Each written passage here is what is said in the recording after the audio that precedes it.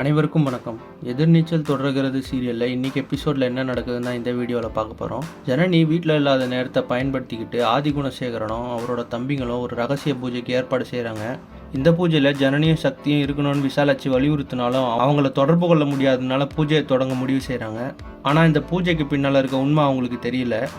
பூஜைக்காக ஜனனியோட ஒரு பொருள் தேவைப்படுறதுனால அதை எடுத்து வரதுக்காக அறிவுக்கரசியை கதிர் அனுப்புனார். அவங்களும் யாருக்கும் தெரியாமல் ஜனனி ரூமுக்கு போயிட்டு அவங்களோட ட்ரெஸ்ஸை ஒன்று எடுத்துகிட்டு வராங்க. அந்த ட்ரெஸ்ஸை தீயில கொளுத்தணும் நம்பூதிரி சொன்ன மாதிரி அதையும் செஞ்சு முடிக்கிறாங்க. பூஜை ஆரம்பமாகிற நேரத்தில் எதிர்பார்க்காம விசாலாட்சியோட அண்ணன் சாமியாடி அங்கே வராரு. சிறிது நேரத்தில் அவருக்கு சாமி வந்து இது தவறான பூஜை, இந்த பூஜை நடந்தால் குடும்பத்துக்கே ஆபத்து அப்படின்னு சொல்லி எச்சரிக்கிறாரு. இதை கேட்ட எல்லாரும் அதிர்ச்சி ஆகுறாங்க. ஆனால் கதிர் அதை புறக்கணிக்க முயற்சிக்கிறாரு. விசாலாட்சி கடுமையாக எதிர்த்து இந்த பூஜையை நிறுத்துங்க அப்படின்னு சொல்லி சொல்கிறாங்க. இதனால் வீட்டில் பதட்டம் அதிகரிக்குது. மறுபக்கம் ஜனனியும் சக்தியும் போன காரு பஞ்சர் ஆனதுனால வேற ஒரு காரில் லிஃப்ட் கேட்டு போகிறாங்க. அவங்கள பிடிக்க தேவசகாயம் காத்துட்ருக்கிறாரு. ஜனனியும் சக்தியும் போன காரை தேவசகாயத்தோட டிரைவர் போய் தடுத்து நிறுத்துறாரு. இதுக்கு பின்னாடி என்ன ஆச்சு, தேவசகாயத்துக்கிட்ட ஜனனி சிக்கினாங்களா, ஆதிகுணசேகரன் ஏற்பாடு செஞ்ச பூஜை என்ன ஆச்சு அப்படின்ற அடுக்கடுக்கான கேள்விகளுக்கு அடுத்த எபிசோடை பார்த்து தெரிஞ்சுக்கலாம். இந்த மாதிரி எதிர்நீச்சல் தொடர்கிறது சீரியல் அப்டேட்ஸ்க்கு நம்ம சேனலை சப்ஸ்கிரைப் பண்ணுங்கள், ஃப்ரெண்ட்ஸ் அண்ட் ஃபேமிலிக்கு ஷேர் பண்ணுங்கள். நன்றி.